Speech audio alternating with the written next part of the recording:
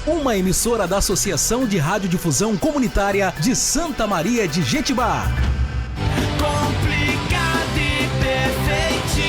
Já foi o tempo em que a mulher era vista como sexo frágil. Hoje, somos guerreiras no mercado de trabalho, rainhas no lar, sedutoras na intimidade. Por todas essas razões, nós merecemos um espaço todo nosso. Entra no ar a partir de agora, Papo de Mulher. Aqui você tem voz, aqui você tem vez. Os nossos parceiros são doutora Sidneia Aparecida Galo, ginecologista, Laboratório Vila Rica, Dr. Antônio Valentim Sâncio, Imafar Farmácia de Manipulação, Pastelaria Gourmet Pomerana, Dr. Rômulo Tavares, urologista, e terapeuta Angélica Jacó, e também a Casa do Biscoito.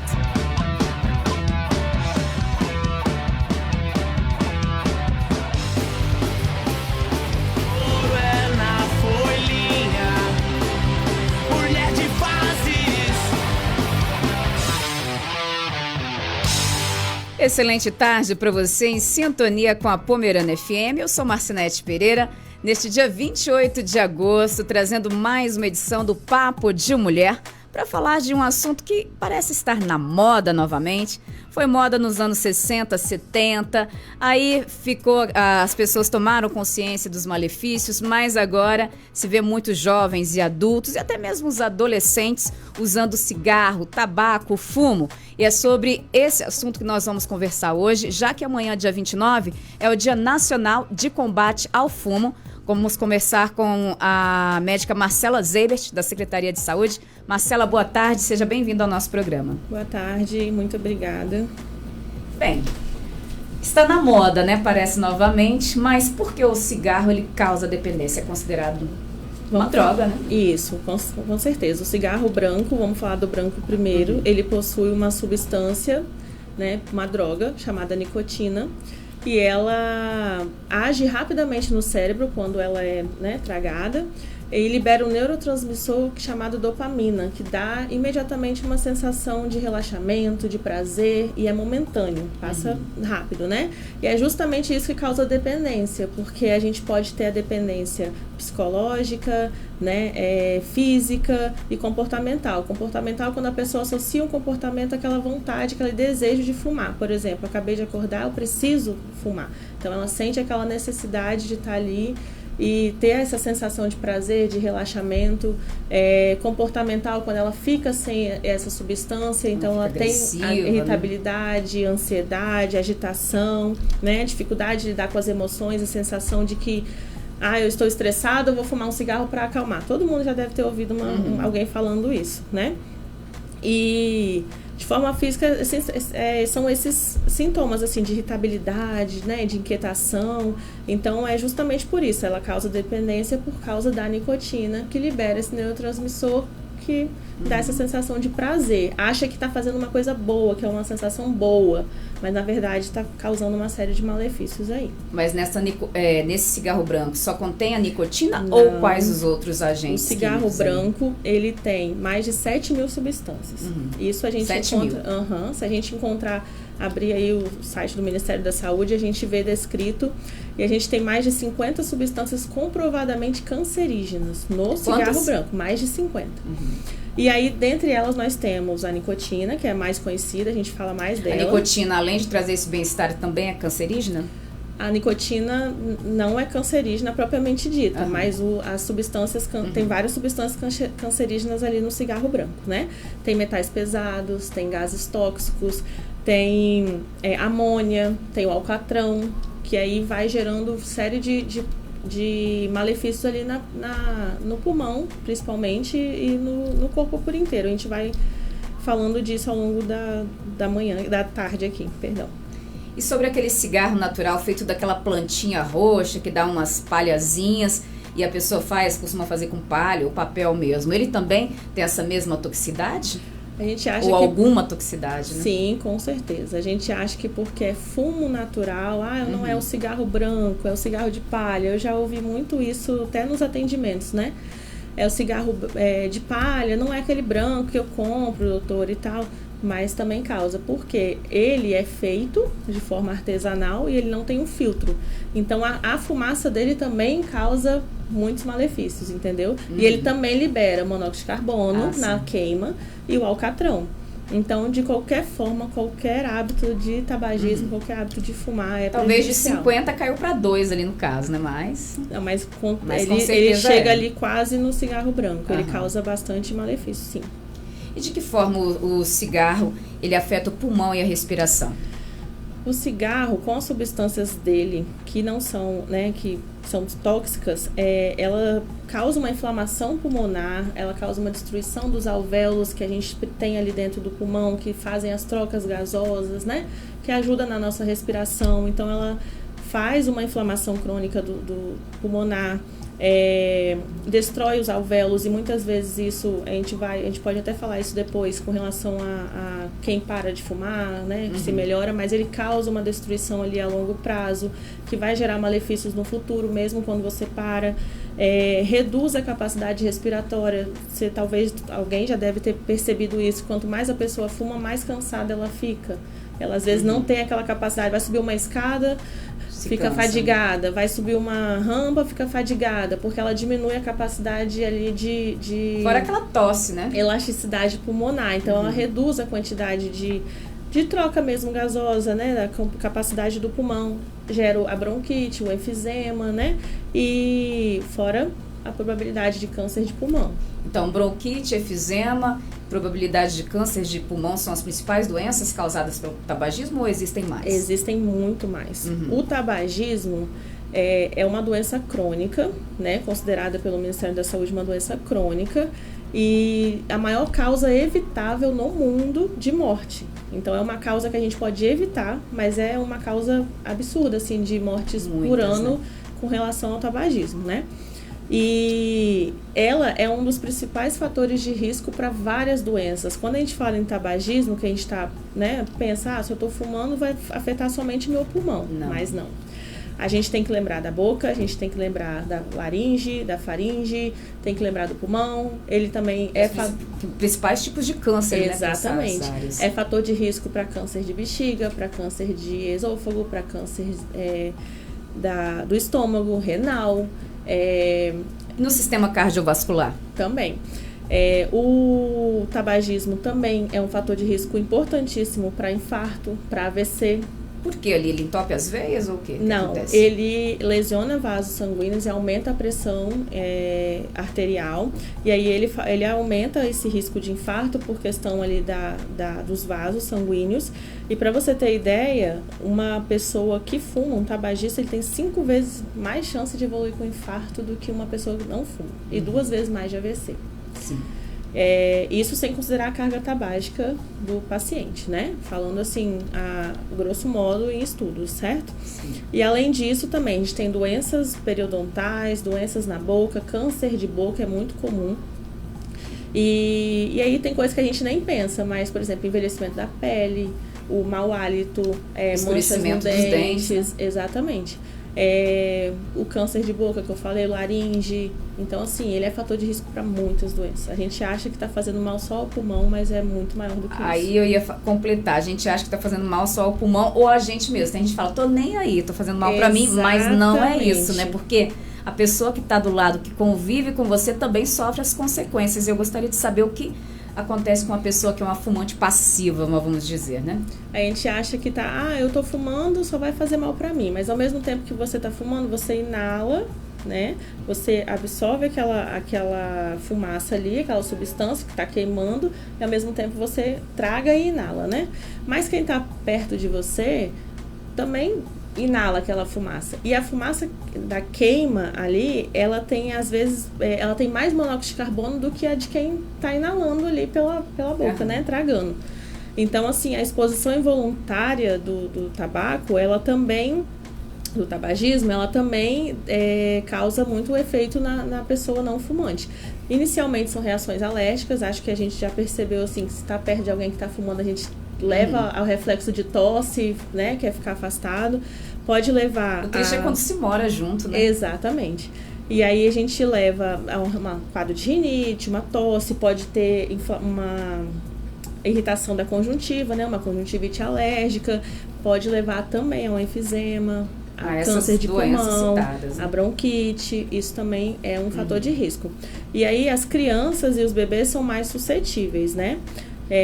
Tem menor imunidade, são mais suscetíveis e o risco aumentado de desenvolver doenças respiratórias. E as grávidas expostas ao tabagismo também correm risco, porque podem evoluir com um bebê com má formação, feto com baixo peso, natimorto. Então, assim, a gente acha que está fazendo mal só pra gente, mas está fazendo mal para quem está perto da gente também. Muitas vezes se fala do problema do cigarro a longo prazo, né? O cigarro branco. Mas a galera aí achando que o cigarro eletrônico é menos nocivo que o cigarro comum. E não é isso que acontece, né? Na verdade, ele traz até problemas mais rápidos do que o cigarro comum, né? Isso aí. O famoso pod, né? Entre aspas aí. Além de ser proibido no país, ele é proibido a fabricação, a comercialização, a distribuição, o uso, enfim. Ele é proibido, mas é o que a gente vê praticamente em todo local, né? Vendendo. A gente acha que porque ele não tem um cheiro característico daquele cigarro branco, ele é bacana, ele tem um sabor, né? Um aroma. Não, mas ele é uma substância líquida, que é aquecida por bateria, né? E produz um aerosol que esse usuário também inala. E quando esse usuário inala, e ele também se propaga no ambiente, então também tem o fumo passivo, né? E aí, ele tem nicotina, solventes, várias substâncias tóxicas e cancerígenas também, e causa dependência também. Para você ter ideia de nicotina, de carga tabágica, a gente está falando, né? O pod, ele pode equivaler a um maço de cigarro. Nossa, de vez, né? Então, assim, inclusive agora nós estamos entrando na 4ª geração do pod, pela, né, ordem cronológica ali, a gente está entrando na 4ª geração do pod e tem pods que já estão chegando a 30 cigarros, equivalente a 30 cigarros, o maço tem 20. Se vê muito agora, muita gente internada com problema grave no pulmão, né? E assim, isso coisa de pouco tempo de uso, não de muito tempo.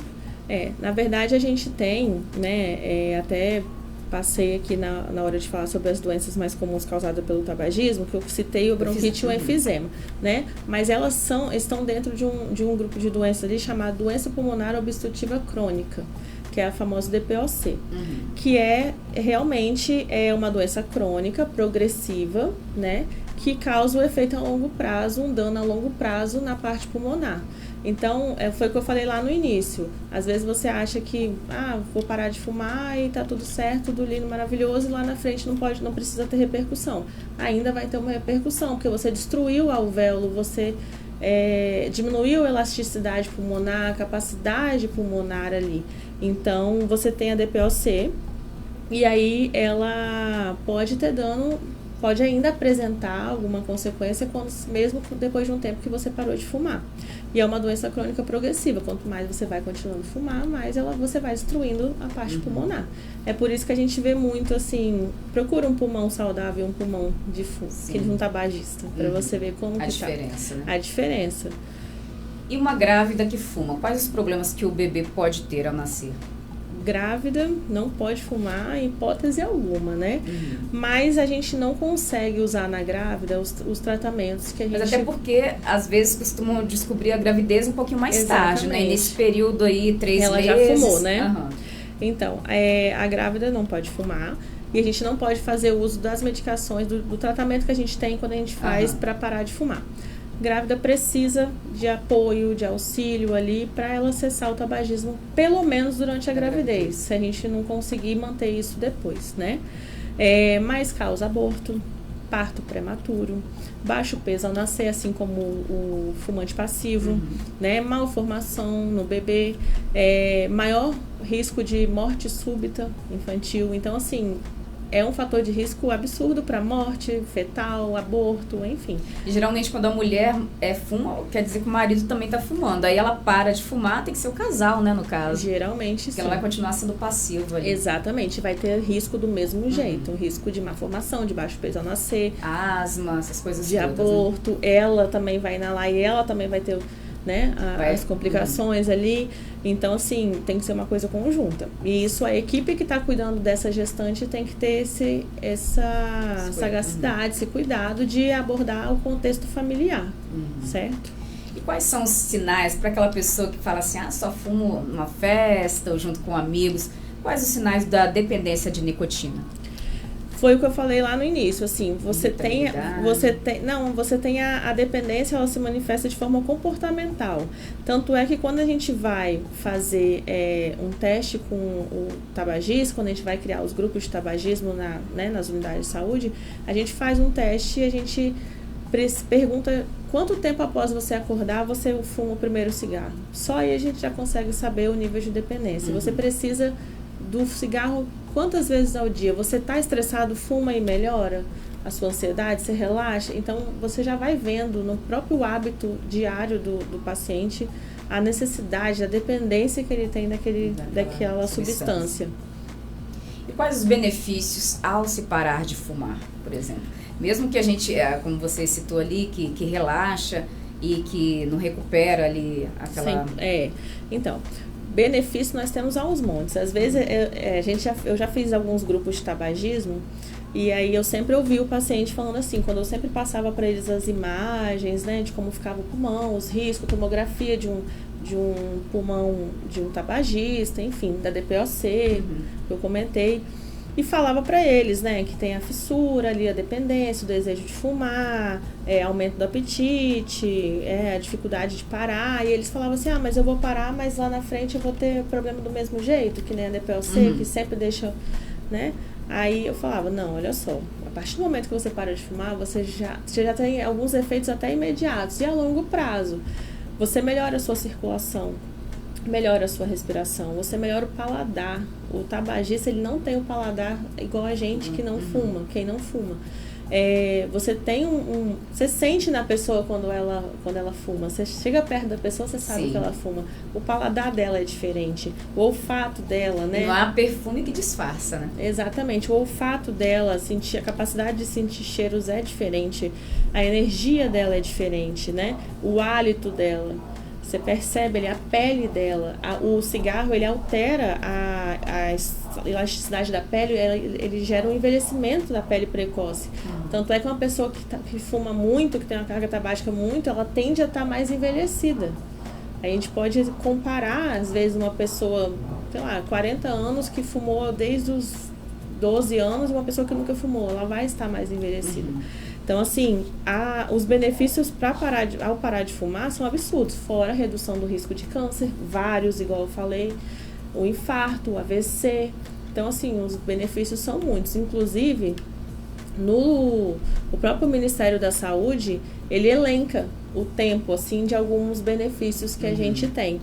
De tempo, né? E quando o corpo, então, começa a se recuperar ali depois que para? Em 20 minutos, a pressão sanguínea e a pulsação já voltam ao normal. Mas aí a gente tem coisas a mais longo prazo, né? Em 8 horas, o nível de oxigênio no sangue se normaliza. Em 24 horas, começa a reduzir o risco de algum evento cardiovascular. Em 2 dias, você já percebe um pouco de melhora do cheiro, do paladar. Mas isso vai caminhando devagar, né? E 3 semanas, mais ou menos, a respiração já fica um pouco mais fácil, já não tem tanta aquela dificuldade quando vai subir uma escada, quando vai subir uma rampa. Em 1 ano, o risco de infarto é reduzido pela metade. Ótimo. Então, assim, em 1 ano, que é geralmente o que a gente preconiza como tratamento... Mais, né? Seria 5 vezes mais, passa para 2,5. Exatamente. Então, aí já está perto ali de quem nunca fumou, né? Após 5 anos, o risco de AVC pode se igualar ao do não fumante. Então, assim, os benefícios são muito importantes, assim. O risco de câncer de boca e laringe e bexiga também reduz pela metade com 5 anos. E em 10 anos, o risco de câncer de pulmão também é reduzido pela metade. Então, assim, são 10 anos, eu vou esperar 10 anos, tudo bem, mas olha vai só, continuar 10 anos. Se você parar hoje, você ainda tem esses 10 anos para você ter um benefício. Se você continuar por 10 anos... E como você vai estar lá com os 10 anos, né? Então, assim, os benefícios são imensos. A gente sempre tenta falar isso quando a gente está em consulta, a gente percebe a vontade do paciente de parar de fumar. A gente tem meios no SUS para isso, tá? A gente tem condições de tratar esse grupo de paciente, grupo de tabagismo. Então, a gente tem esses grupos, a gente tem um protocolo do Ministério da Saúde, do Programa Nacional de Controle ao Tabagismo. Então, isso é muito importante, a gente não está, assim, desassistido, a gente tem, é só a pessoa ter a vontade ali, a decisão de parar. Muitas pessoas ligam o cigarro a parar de fumar e engordar depois. Isso é o medo de muitas pessoas, né? É um medo, porque quando a gente... É porque assim, a gente, igual eu falei dos sintomas psicológicos, a gente tem uma ansiedade ali, uma irritabilidade, e a gente sente um prazer quando vai fumar. Então eu coloco aquela sensação de minha ansiedade vai parar se eu fumar um cigarro. E eu tô sem o cigarro, o que eu vou fazer? Eu vou ter uma válvula de escape, né? Suprir aquela vontade, aquela sensação de relaxamento. Então eu tenho que achar uma outra fonte de prazer. Ao invés de procurar uma atividade física, né, alguma coisa assim, vamos no meio mais fácil, que é a alimentação. Então, geralmente as pessoas reclamam disso, mas por isso que quem vai parar de fumar, ela precisa ter um acompanhamento. Porque a gente pode, exatamente, porque a gente pode tratar e cercar todos esses lados. A fissura da dependência, a fissura da abstinência, na verdade, né? A dependência dela ali, a dificuldade que ela está tendo com relação aos sintomas ansiosos. Não estou fumando e estou descontando na comida. Não é isso que a gente quer. A gente quer tratar como um todo. E quais os métodos que o SUS ou outros, né, métodos existentes para a pessoa parar de fumar? A gente tem como protocolo do controle de tabagismo, né? A gente tem os tratamentos não medicamentosos, né? Que basicamente é o estilo de vida, mudança no estilo de vida, procurar uma outra fonte de prazer, como o exercício físico, que reduz mortalidade, né? E geralmente quem fuma não faz. Então a gente primeiro orienta com relação a isso. Agora sim, a gente possui as gomas, as pastilhas e os adesivos como tratamento do preconizado, né, para o protocolo de controle do tabagismo. Aqui em Santa Maria, a gente tem em todas as unidades de saúde a possibilidade do paciente procurar, do usuário procurar a sua unidade de saúde e fazer parte do grupo de tabagismo ofertado nas unidades. Aí o grupo é composto pelo médico e pela enfermeira da equipe. E aí, inicialmente, a gente marca a primeira sessão ali. Na primeira sessão é realizado o teste de Fagerstrom, que foi o que eu comentei no início, que é como se fosse uma entrevista individual, feita pelo médico e pela enfermeira. A dependência dele. Exatamente. Ali a gente vê os hábitos de vida, em quanto tempo ele acorda e fuma o primeiro cigarro, que isso é muito importante, quanto ele fuma por dia, porque é a partir desse teste, dessa entrevista, que a gente consegue nortear um tratamento. Aí depois que a gente faz isso, o médico faz a proposta de tratamento para aquele paciente. Por quê? Aqui em Santa Maria a gente disponibiliza a bupropiona, que é um medicamento antidepressivo que ajuda nos sintomas de ansiedade, de fissura da abstinência. E a gente tem os adesivos de nicotina, que são todos liberados pela farmacinha do AMA, né?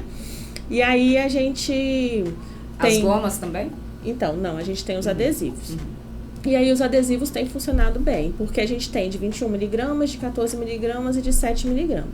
Como que a gente vai saber qual que vai começar? Depende dessa entrevista. E aí depois que a gente pega essa entrevista e faz o cálculo ali de quanto foi a carga tabágica daquele paciente, a dependência daquele paciente, a gente faz uma proposta de tratamento para ele, o médico e a enfermeira da equipe. E aí a gente vai passar o paciente por mais 4 sessões em grupo. Cada sessão a gente tem um livreto que é disponibilizado pelo INCA, que é padronizado pelos esses grupos de tabagismo dentro do protocolo do Ministério, né? E aí cada sessão é em grupo, uma vez por semana, a gente tem o manual do participante, que ali ele vai ter um apoio para ele falar como ele está se sentindo, e vai ter tudo ali descrito como ele pode se sentir nos primeiros dias sem o tabaco, sem a nicotina, né? E a ideia é que ele já comece o tratamento. Nessa primeira sessão a gente já disponibiliza para ele o adesivo e a receita do bupropiona para os casos que são necessários. Isso aí é conduta médica, né? Depende muito do perfil do paciente. Sim. E aí o miligrama do adesivo vai depender do resultado daquele teste. É implantado ou só colado mesmo? Colado. A gente cola um adesivo a cada 24 horas e a gente sempre preconiza para áreas de mais músculo, né? De mais massa muscular, porque ela pode dar irritação, pode dar uma alergia local e sempre revezar os locais de aplicação. E tudo isso é descrito na receita, né? A pessoa sente o quê? Enjoo? Pode sentir uma náuseazinha. Não, assim, em relação a não usar. Ah, sim, ela pode ficar irritada, ela pode ter uma ansiedade. Quando ela está fazendo tratamento, por exemplo, colou adesivo ou tomou a bupropiona. Aí ela sente aquela vontade de fumar, mas ao fumar ela sente nojo, alguma coisa assim, ou não sente aquela vontade? A ideia é que não sinta. Quando ela toma bupropiona, e como ela vai estar dispensando a nicotina pelo adesivo, então a quantidade de nicotina que vai estar na corrente sanguínea dela, ela vai estar meio que suprindo o que ela ingeria, o que ela tragava, né? E o bupropiona vai amenizar esses sintomas de fissura mesmo, de abstinência. E aí, por isso que a gente faz semanal, para a gente poder acompanhar esse paciente e saber se precisa intervir de mais alguma forma. A ideia é que o bupropiona é de 150 miligramas, mas a gente pode fazer até 2 comprimidos de 300 ali no caso total, dependendo da situação. É um paciente com uma carga tabágica muito alta, então a gente fuma mais de um maço por dia, a gente pode às vezes fazer terapia combinada, a gente pode até associar 2 adesivos. E aí ele não vai ter aquela vontade de fumar, porque vai estar suprindo ali, vai estar liberando o neurotransmissor do relaxamento. Esse tratamento medicamentoso, ele costuma durar quanto tempo? O tratamento completo, a gente tem que acompanhar o paciente pelo menos 1 ano. O medicamentoso não tem como te precisar porque é muito individual. Porque assim, vamos supor, um paciente, igual eu falei, fuma mais de um maço por dia. Eu vou começar ele com 21 miligramas. Pelo menos 4 semanas ele vai ficar com 21 miligramas. Então ele vai vir nas sessões. Quando acabam essas sessões em grupo, que são os 4 livretos do INCA, a gente faz sessões quinzenais com o médico, às vezes o médico enfermeiro, dependendo da unidade, da demanda. E a gente faz e vai acompanhando eles. Mas os tabagistas do grupo de tabagismo, eles têm porta aberta ali nas unidades para vir, para falar com a gente, porque eles podem ter efeitos colaterais, né? E a gente precisa acompanhar esse paciente. Então, assim, quem começa com 21, certamente vai ter um período maior de tratamento medicamentoso, o adesivo com a medicação. Quem começa com 7, com 14, vai ter um reduzido. Mas isso não significa que eu não vá acompanhar ele até completar 1 ano. Eu preciso que ele tenha 1 ano ali para eu dar alta para ele. E a taxa de sucesso? Sempre boa para quem faz o tratamento? Geralmente, sim. Eu tenho experiência em uma unidade específica, né? Que eu fiquei bastante tempo lá. Tivemos alguns grupos de tabagismo e a gente teve sucesso nos grupos que a gente fez. Tem pacientes que não voltaram a fumar. Pelo contrário, hoje estão bem melhores. Eu encontro alguns deles por aí, eles falam ainda. Então, qualidade assim, de vida. Qualidade de vida. Você sente o gosto da comida, você consegue respirar, você não sente mais falta de ar, subir uma escada. Você consegue respirar melhor, você vê seus pés não incham, sua circulação melhora. Então, assim, a série de benefícios são muito grandes, né? Como eu falei, vou esperar 10 anos para reduzir a chance de eu ter um câncer. Mas vamos combinar que em 10 anos você tem uma qualidade de vida muito maior, porque você deixou um hábito, né? O mais preocupante hoje são os pódios com os jovens, né? Porque como vão estar esses jovens hoje de 15, 16 anos, daqui a 10 anos com quase 30, como parece que é a moda que todo mundo quer aderir, né? Exatamente. Então, assim, até aproveitando, né, o espaço, assim, todas as unidades tem como você fazer o grupo, né? A gente tem uma capacitação pelo Estado. Só chegar na unidade tem que passar por um médico primeiro. Chega na unidade e pode conversar com o enfermeiro responsável para perguntar. Nem precisa consultar com outro médico, não. Já fala do problema para conversa com o enfermeiro, né? Que o enfermeiro vai falar quando vai ter o grupo de tabagismo, né? A gente está com alguns profissionais novos que a gente está vendo para fazer essa capacitação do Estado, porque a gente precisa dos dois alinhados com a capacitação do Estado que ele fornece para a gente. Então, assim, já temos unidades que estão em andamento com os grupos de tabagismo. E aí, na dúvida, conversa com o agente de saúde. Se não tiver agente de saúde, dá um pulo na unidade, conversa com o enfermeiro responsável, todas as unidades têm. o enfermeiro responsável, e eles vão saber orientar melhor quando que vai começar, quando que não vai, porque para a gente liberar, a gente faz com um grupo, porque a gente quer acompanhar o paciente como um todo. Mas E esses grupos importante. aí de narcóticos... Grupo de tabagismo. Tabagismo. Acontece à noite, de dia, esses encontros? Depende muito da unidade. Tem unidade que fica aberta até as 4, né? Então eles fazem dentro do horário deles, mas tem unidades que ficam abertas até as 18 e aí as equipes elas se dividem ali, como tem mais de uma equipe, para fazer para os 2 horários. Isso aí é muito individual, isso aí não é um padrão que a gente da secretaria exige, certo? Mas Para receber o tratamento tem que fazer parte desse grupo. Tem que fazer parte desse grupo, porque a gente precisa do controle da liberação do adesivo, né? O bupropiona até a gente tem. E tem um adesivo comprado também. Quem não quiser esperar, pode passar pelo médico da unidade, que o médico da unidade, se ele tiver dúvida, a gente auxilia e a gente consegue fazer o tratamento também. Mas aí seria o particular, Pra quem o adesivo. não tem disposição de sair do trabalho, né? Às vezes, já que é toda semana, né? Mas aí seria o adesivo. O bupropiona a gente consegue na farmácia do AMO. Independente de ser do tabagismo ou não, são separados. Mas é importante procurar, tem ali, né, o suporte. Geralmente a gente faz, além das sessões com os livros do INCA, a gente faz aconselhamentos da odontologia também, que é muito importante, que pega problemas periodontais, iminência de câncer de boca. Então a gente tem essa parceria com a equipe inteira, com multiprofissionais, para a gente poder instruir melhor nossos pacientes e mostrar para eles os benefícios de cessar o vício. Sim. Algum recado final? Procure as unidades de saúde para quem, né, tem essa vontade, esse desejo de parar de fumar. Não é só mal para você, mas para as pessoas também. Exatamente. Convivem com você. Pensar na família, pensar nos benefícios que tem ao parar de fumar. É um vício, é um problema, é uma doença crônica, causa dependência, causa muitos danos a longo prazo. Não é só para você, não é só para o pulmão. Então, a gente tem o tratamento aí nas unidades de saúde, né? Vamos pensar um pouco mais a nossa saúde, cuidar da nossa saúde e também de quem mora com a gente, né? Com certeza. Muito obrigada por sua disponibilidade em vir aqui e uma boa tarde.